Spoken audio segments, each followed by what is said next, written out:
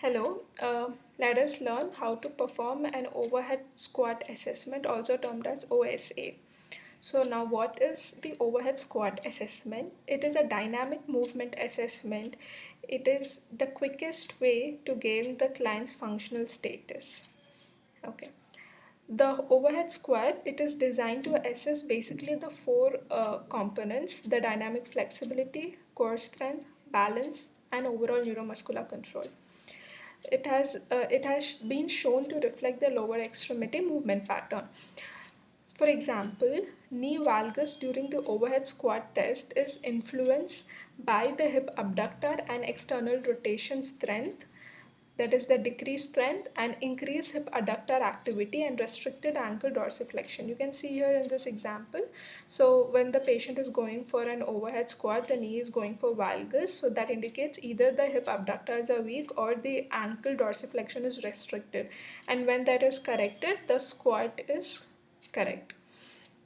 Okay, and one more important thing is during uh, doing this test, overhead squat test, will help us to identify if this individual is prone to is at a high risk for any form of injury.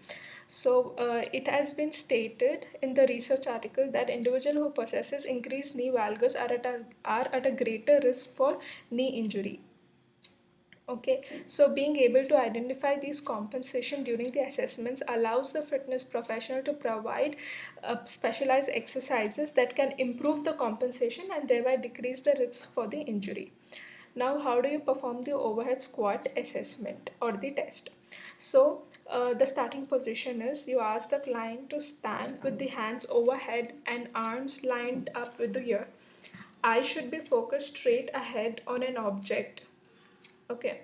Then feet should be pointed straight ahead, that is, the great toe should be pointing forward, and the foot, ankle, and the knee and the LPHC, that is the lumbopelvic hip complex, should be in neutral positions with the shoe off. So basically the individual must be standing straight with the shoe off, hands lined up with the ear, and the individual should be seeing forward. Okay.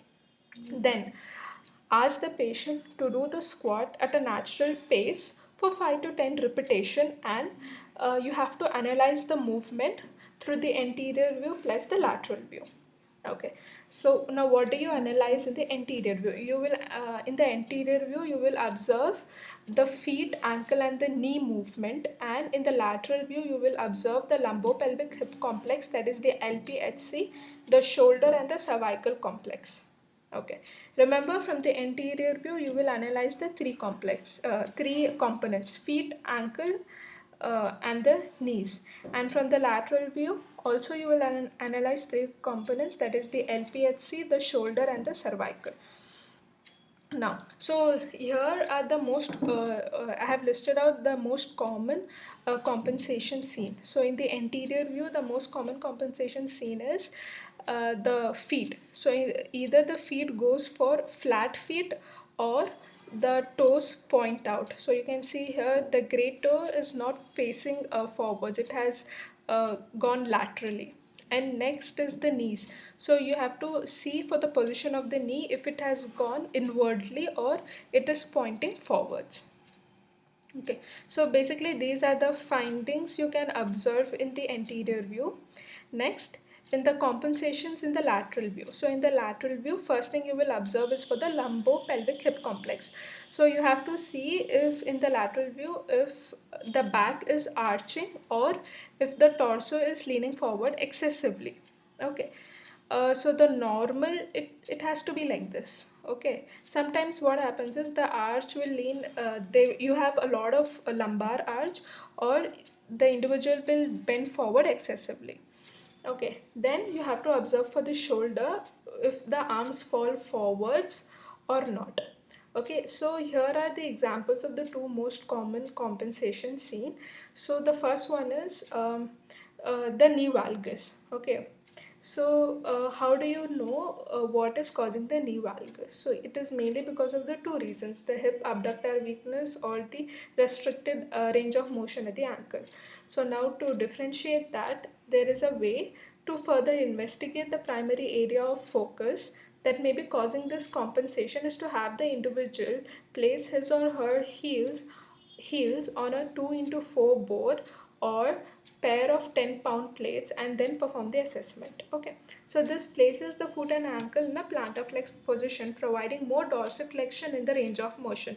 So and if the knees stay more in line with the feet, okay, as in this picture, the knees are in line with the feet, okay, then the foot ankle complex is the issue. Okay, or if the knees still move forward, okay, sorry, and if the knees still move inwards, then the source may be the weakness in the hip, that is the hip abductors are weak. Okay, a similar technique can be used when assessing the latissimus dorsi. Okay, and its involvement when the low back arches. If the low back arches with the arms overhead, okay, then the individual then have the individual to perform the squat with the hands on the hips. And if the low back does not arch with the hands on the hips, then the latissimus dorsi is the cause of issue. That is, the latissimus dorsi are very tight. Okay, as then if the low back still arches with the hands on the hip, then core weakness may be the primary issue. So remember two things here. If the individual performs the squat with the hands on the hip and there is an absence of the lumbar arch, then it indicates that the latissimus dorsi are very tight. And if the arch is still present with the squat on with the hands placed on the hip, then it indicates that the core muscles are tight. So in the next video, I will discuss how to interpret the squat in detail. So these are just some examples. Thank you.